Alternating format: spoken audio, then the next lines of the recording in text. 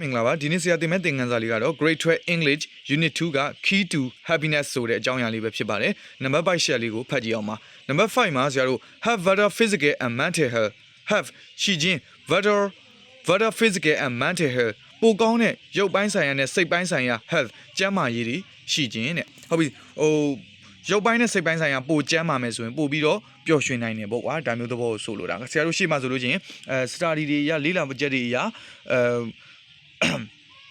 လေးလာချက်တွေအရပျော်ရွှင်ဖို့အတွက်အဓိကတော့ချက်10ခုရှိတယ်လို့ပြောတာအဲ့ဒီ10ခုဒါက number 5 ချက်ပေါ့ဆက်ဖတ်ကြည့်မယ် good health also is vital for happiness ဟုတ်ပြီဒီမှာ good health ကျန်းမာရေးကောင်းခြင်းက also ဒါအပြင်ကျန်းမာရေးကောင်းခြင်းကလည်း is vital အလွန်အရေးပါပါတယ် for happiness ပျော်ရွှင်မှုအတွက်အလွန်အရေးပါပါတယ်ဟုတ်ပြီအဲ့ဒီမှာဆိုရင် is ဆိုတဲ့ verb to be ရဲ့နောက်ကမှာ vital adjective လိုက်ထားတယ် verb to be ရဲ့နောက်က adjective လိုက်နိုင်တယ်ဟုတ်ပြီနော် verb to be ရဲ့နောက်က adjective လိုက်နိုင်တယ်အဲ့တော့ verb to be ရဲ့နောက်က adjective လိုက်လို့ရှင်ဒေါကနေဒီပြောင်းပြီးတော့ဆရာတို့ဘာသာပြန်လို့ရတယ်ရမယ်နော် vital ဆိုတာကအလွန်အရေးပါတော့ verb to be is နဲ့တွဲလိုက်တော့အလွန်အရေးပါပါသည်ဒါမျိုးဖြစ်သွားတယ် it is undeniable that healthy people are happier than those who are not ဟုတ်ပြီဒါဘာပြောရလဲဆိုရင် it is undeniable ဆိုတာကဘာပြောရလဲဆိုအလွန်လုံးဝကိုမှန်တော့ပေါ့ကွာ certainly true လို့ပြောတာလုံးဝကိုမှန်တော့ဆိုတဲ့အဓိပ္ပာယ်အဲ့ဒီမှာ it is undeniable လုံးဝကိုမှန်ပါတယ်၎င်းကလုံးဝကိုမှန်ပါတယ်လို့ဘာသာမပြန်ရဘူးအဲ့ဒီမှာ int it က damning subject လို့ခေါ်တယ်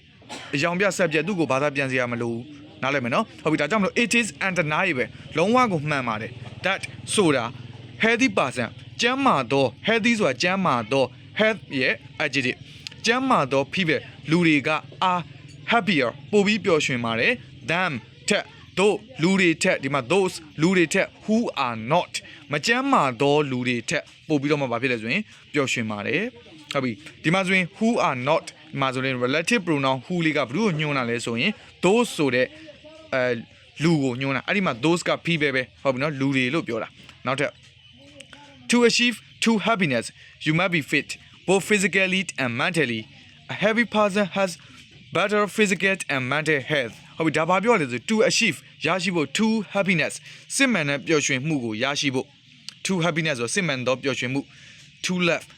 စစ်မှန်သောရှစ်ရှင်းဒါမျိုးပေါ့ကွာအဲ့မှာ true က adjective အနေနဲ့သုံးတာဟုတ်ပြီနော်စစ်မှန်တဲ့ပျော်ရွှင်မှုကို achieve ရရှိဖို့ you must be fit မင်းကျန်းမာရမယ်ဟုတ်ပြီနော် must ဆိုတာကရမယ် be ဆိုတာကဖြစ်ရမယ် fit ဆိုလိုက်တော့ကျန်းမာတော့ fit ကကျန်းမာတော့အဲ့တော့ဒေါကနေဒီပြောင်း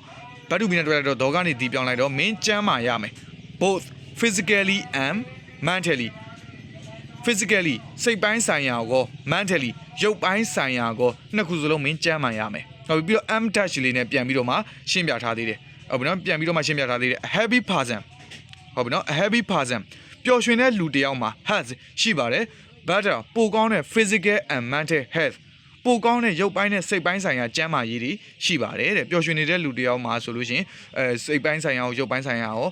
ပို့ပြီးတော့မှကျန်းမာတယ်ပေါ့ကွာဆိုလို့ရင်ဟုတ်ပြီနောက်တစ်ဆက်ပတ်ကြည့်မယ် it is widely known that your mind and bodies